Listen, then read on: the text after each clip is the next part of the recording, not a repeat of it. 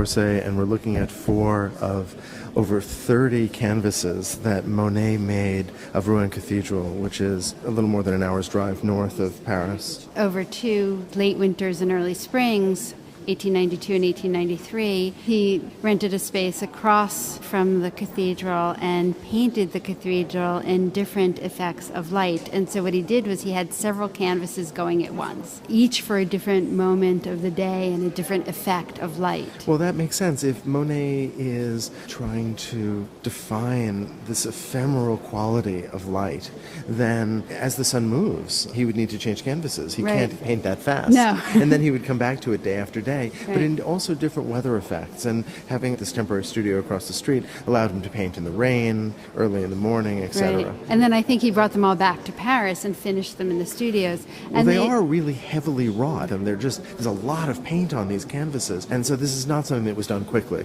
Monet was always interested in capturing the fleeting effects of something that he saw. But here it's become the exact subject of the painting.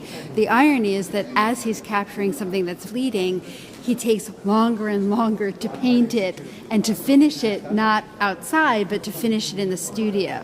There's another irony here, which is that if their subject is really about light and the way light constructs form, and I think that really is the subject, he's picked a pretty potent thing to render that on. That is to say, a medieval cathedral, which is all of its religious connotations, its historical connotations, and is solid in the extreme, and yet in the rendering by Monet, these are not such solid forms. No, they really appear very light, almost filigree forms. They lack a sense of heavy three-dimensionality.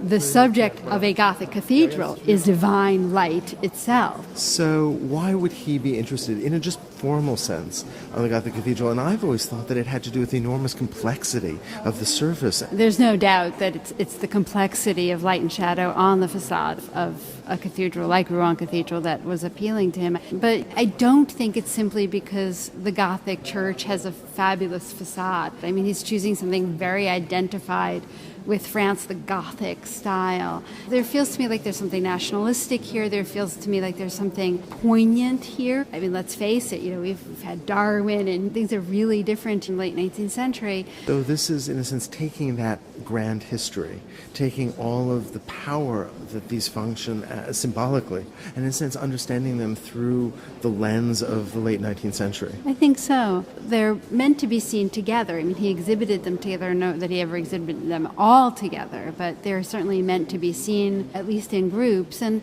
they're very beautiful, and one really does get the sense of optical effects of different times of day. The morning mist, the sun coming out, the heat of the afternoon sun. What happens to my eyes as I move across the canvases is different parts of the cathedral protrude and recede in different ways, in different light. And in a sense, the physical stone itself becomes really this mutable experience in that the building is shaped and reshaped by the way that light hits it, and that the very architecture is transformed.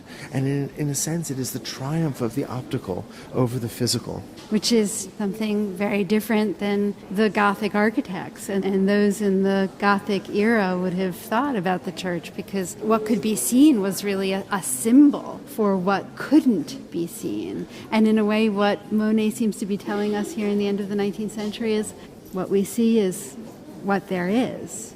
That there is truth to our experiential. Mm-hmm.